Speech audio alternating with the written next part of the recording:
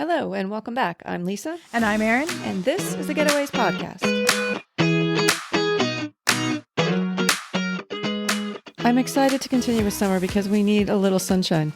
Yes, we do. It's raining again and cold. Yes. And we're at the end of May. I know. And we had like a few days, almost a week of almost hot weather. And then warm weather. Let's not go crazy. And then yesterday, it all went back to Netherlands weather. Yeah, and it's windy and it's chilly and it's pouring. So bring on the summer talk. So today we're going to talk about a coastal region of Italy, Liguria, which was one of the first places we went to the sea. It is. It is, yeah. And the rocky beach. I've got the pictures. I'll put them on the internet. Dylan was such a little peanut. Yeah, but they call the area the Italian Riviera, and it is really special. I mean, there's fishing villages, there's beaches, there's cliffs, there's rock beaches, there's movement in the water, in a lot of places, like where we went that first time. Yeah, and obviously delicious food, amazing food. Yeah, and crazy seafood. But probably the place that everybody knows the most in Liguria is the Cinque Terre area. Cinque Terre or Portofino. You know why I know Portofino? Why? One of my favorite books and movies of all time, Enchanted April, takes place in Portofino. The group, I think it's 4 women, that they rent a place on the hills in Portofino. And that book made me want to go to the south of France from the time that I first read it. And I don't even know. I was little. Well, I'm going to have to watch that movie. I mean, it changed my life. And then when I nannied in Monaco, I kept thinking, I'm so close now. I have to go. But I never went until we went together from Florence. Portofino is a tiny, tiny town. Yeah. Yeah. Tiny. But so picturesque and so just charming. It's beautiful. So something about Liguria, my favorite thing about Liguria, and we'll dig more into it in a second, but that's Lisa's. Mine is, it's where focaccia was born. Yeah. And I love a good focaccia. Was that your my stomach?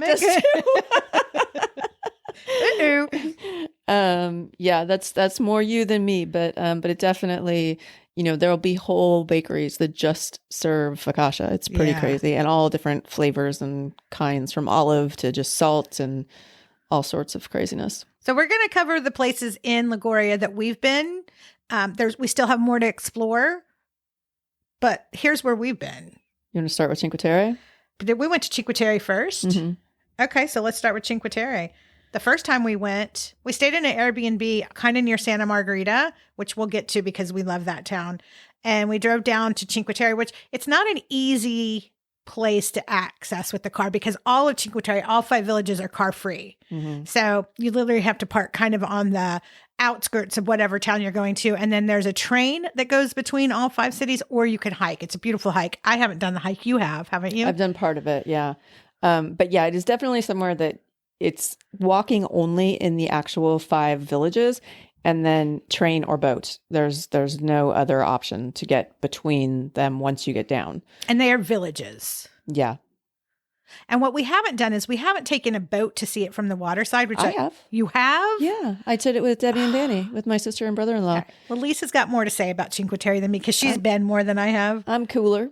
When my sister and brother-in-law came to visit when we were in Florence the first year, we took a bus to Cinque Terre, which was only like a 2-hour, I think, from Florence, 2-hour drive/bus. Yeah. And then they parked us at the top. And we did that on purpose because I didn't want to have to deal with the logistics, because it is hard, especially, and we went in April, so it was fairly crowded, to deal with parking and deal with all of the logistics. It was just easier to have them come and drop us off at the top, and then we climbed down and then visited each of the, I think we did 4 of the villages.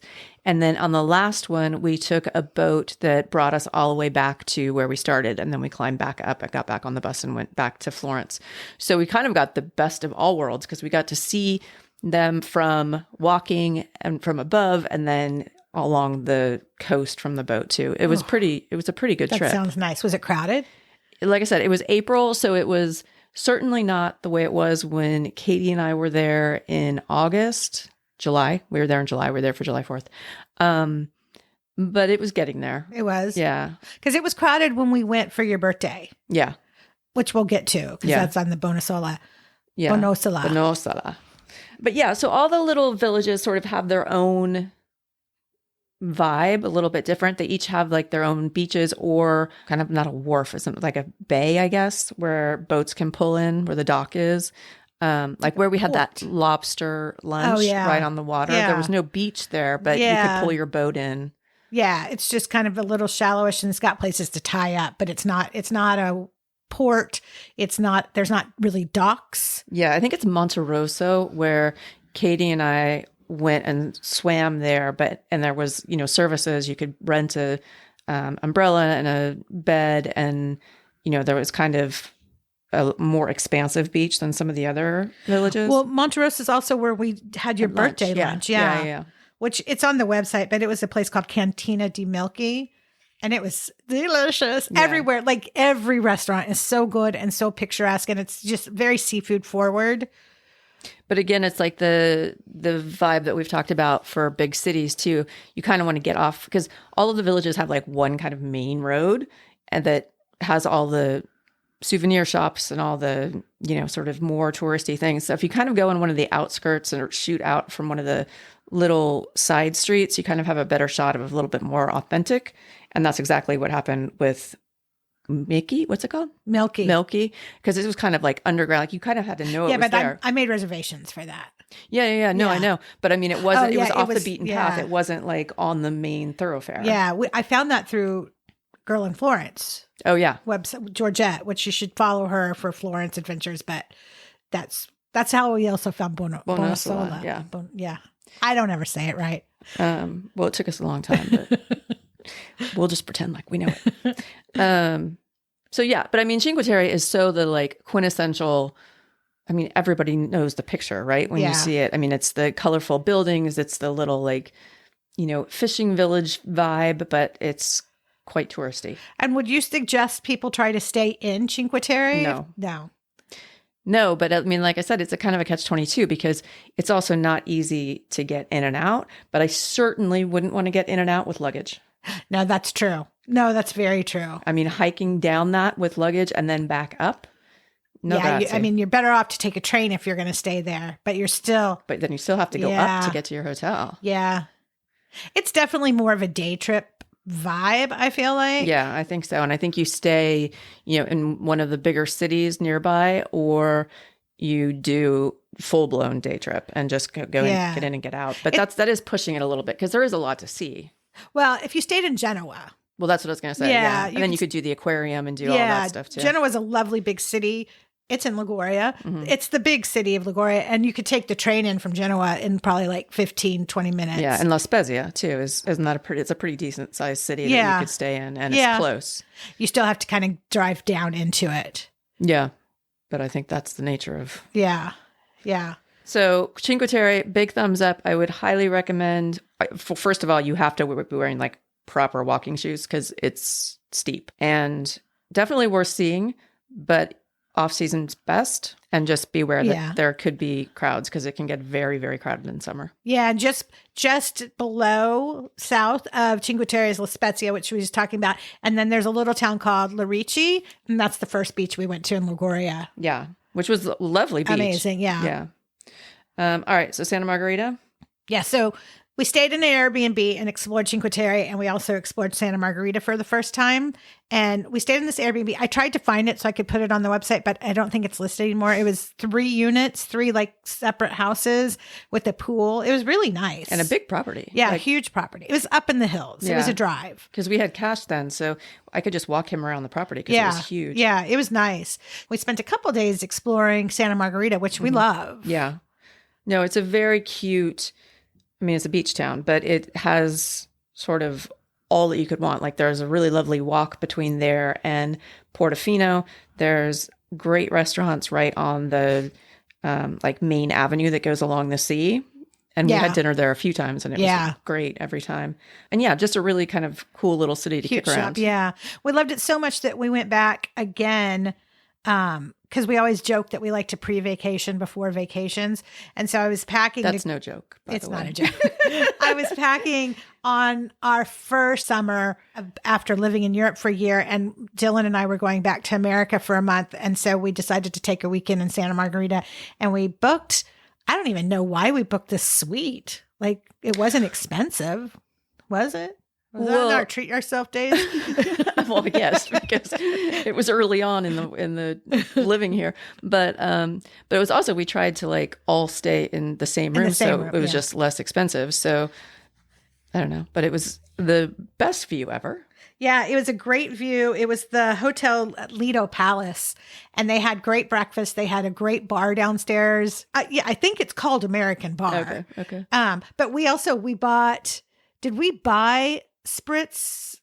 We bought it at the grocery store. Yeah. And we sat out we had a balcony that overlooked the ocean, and we felt fancy. Yeah. So did Cash. Remember, he would like spread out on one of the lounge chairs and was like, this is the life I was meant to live. But we stayed in the hotel. We'd walk to like cute little restaurants for dinner. That time is when we walked all the way to Portofino. Mm-hmm. And my favorite thing about the walk to Portofino is it's so fancy that they put red carpet on the sidewalk all the way down to Portofino. All the way down, yeah. And Portofino is a lovely, tiny, tiny, but... I mean, you could literally have a meal there and a quick walk around and you've seen Portofino. But Portofino is the place to get your focaccia. Everywhere's good, but that one place in Portofino, I'll put it on the website, it was like to die for. I've never had focaccia that good.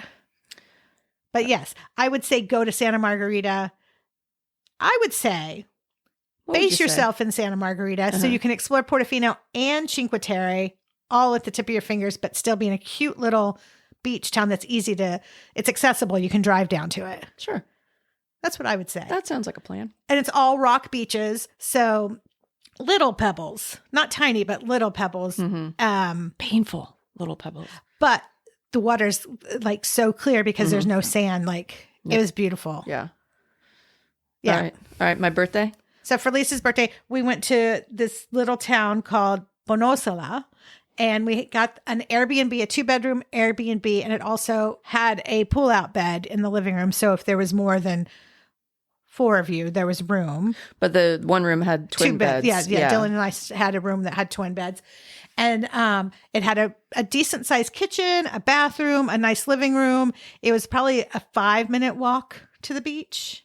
Yeah.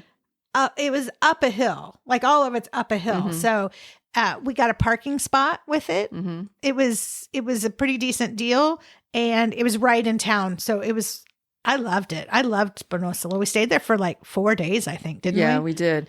And it is a really, really cool town. There's not a whole lot of Airbnbs there because we've tried to go back several times since. And like I said before, my friend Katie and I went, I think 2 years later, and we stayed at an Airbnb like way, way, way up in the hill. Is that the one where the power kept going out? Yes. Okay. Yes. Every time we turned on the air conditioning, the power would go out.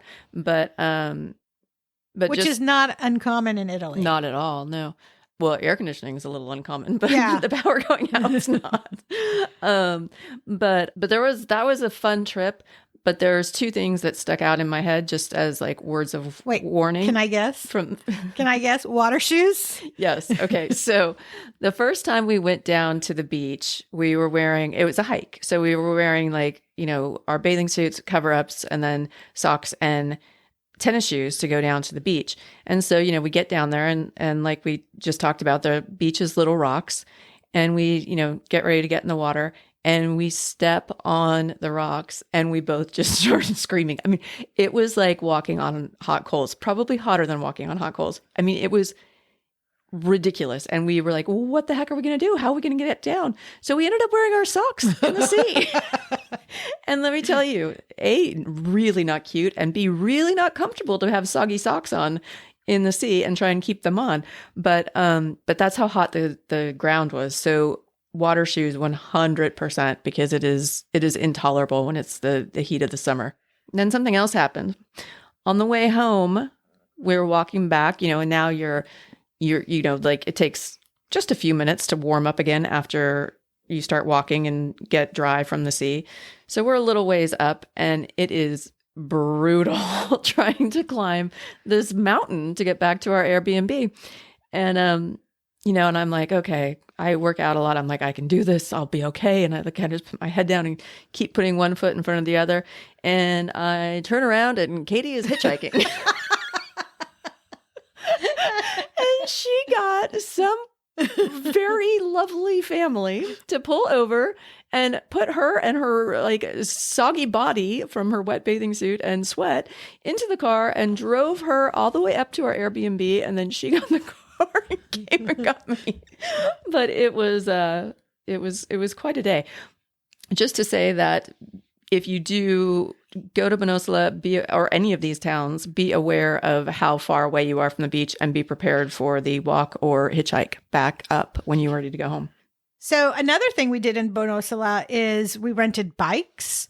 They took all the train tunnels that were on the coast and they turned them into bike paths that go from Bonassola all the way to I don't know, actually. I Do think. they go the whole way? Okay. We only went to Levanto, I believe. Right. Well, and then I've been the other direction too, away from Levanto. Oh, yeah. But I don't. Oh, yeah. We went the other direction too. Yeah. Because there's like little beaches that are only accessible through these tunnels. So it was fun. So we rented bikes in Levanto and rode all along the tunnels, and that was fun. Yeah. And the glory of the tunnels is they're really cool. So you get this like nice fresh breeze when you're going through the tunnels, which is a nice break from the summer heat. From the excruciating heat. And then in Levanto, there's also cute. We had a good lunch there. Mm-hmm. They have a really big market there. A really big market where they had everything from like chickens to clothes. So we did that. We went into Cinque Terre, of course, for Lisa's birthday. We had some really good dinners in Bonassola. I don't recall the names of the places we ate. I don't either, but it's a very, very small town. Yeah. So you kind of, whoever is open and will take you. This is a place, this whole area is a place that's closed from like 12:30 to 4 usually too. Closed. So yeah, so be aware that like no grocery stores are open. Restaurants that serve lunch will be open, but that's pretty much it. Yeah. Now I will say, I do remember the name of one place, and it was Cafe Del Rose. Okay. That is where we got those frozen limoncellos. Oh, yeah. That's the first time we had this. Limoncinos? Is that what they're called? What are they called? It's like gelato and vodka. It's like a gelato limoncello. Yeah. It is a frozen treat, and we went back over and over and over again. Yeah. They're so good. It's so good. And then I had a hike with Cash every day that went up to that church. Yeah. So you kind of walk out from Bonassola to the like street that goes along the sea and go to the right, and you can walk forever. And it's a really, really lovely walk. And there's lots of trails and stuff, but it ends at this peak where they called it a meditation center, or a prayer center. But it's just this little sacred place that people go and do yoga or meditate or whatever. And you are surrounded, it's a peninsula, so you're surrounded by water, and it is so spectacularly beautiful and peaceful that was one of my favorite things to do every morning. And nobody minded that I had a big pit bull there. But there were not a lot of loose dogs. No, not at all. Which is nice. But yeah, I would overall recommend. It's hard to find a place to stay in Bonassola. So if you can get there, I would go there. Yeah. Some highlights for food is they have really good octopus salad. Pesto is from Genoa, so you can't go wrong with pesto. Seafood pasta, mussels, caprese. Mm-hmm. What else would you say? I mean, I think that it's that pretty much covers like the big things. I mean, the two things that you can't miss are the pesto and the focaccia. Yeah. But yeah, no, I mean, obviously the food's just really special. And we haven't spent a lot of time in Genoa. We did do the aquarium. It's definitely worth the drive to go to the aquarium, or worth the trip. Yeah. The city itself didn't really blow our skirts up. No, but we didn't really dive into the city. Right. And it could, maybe. But it's also where we take the ferry out quite often to go to the islands. So it's kind of just like a pass-through spot for us. But and there's some nice parks and stuff. But yeah, I don't know that basing there and exploring there more than the aquarium, there's too much time that you'd want to spend there. Yeah. All right. So if you had one place to go in Liguria, where would it be? Probably Bonassola. Yeah, I think that would be. I mean, as much as I love Portofino, it's so small that I don't think. Or I could do Santa Margherita I could or do Bonassola. You know what? I might say Santa Margherita because there's a lot. Not a lot more, but there's a little more stuff there other than the beach. Yeah, because Bonassola it's the beach. Yeah. Oh, going back to Bonassola too. When I was there with Katie, we did a boat ride and went all around the coast. So again, I mean, a boat ride's never a bad idea, but it was really kind of a nice way to see that whole part of the coastline too. So that's something to look for. Yeah. Yeah. Would you go back? Like, would that ever be on your list to spend the summer? To go back to Bonassola or to Liguria? To go back to Liguria? Well, because we like to summer for 3 to 4 weeks. I mean, I prefer the islands or Puglia. Yeah. Or Croatia. Yeah.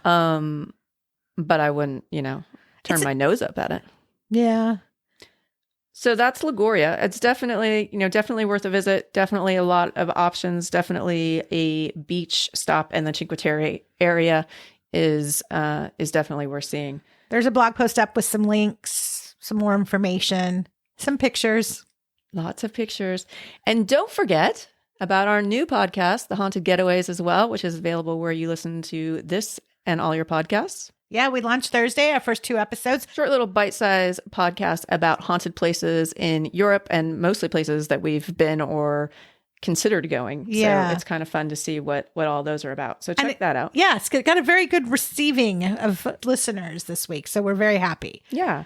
All right. So don't forget to like and subscribe and review. And thanks for listening. And check out our website at www.thegetawayswithaz.com. And we'll see you next week. Thank you. Ciao. Bye.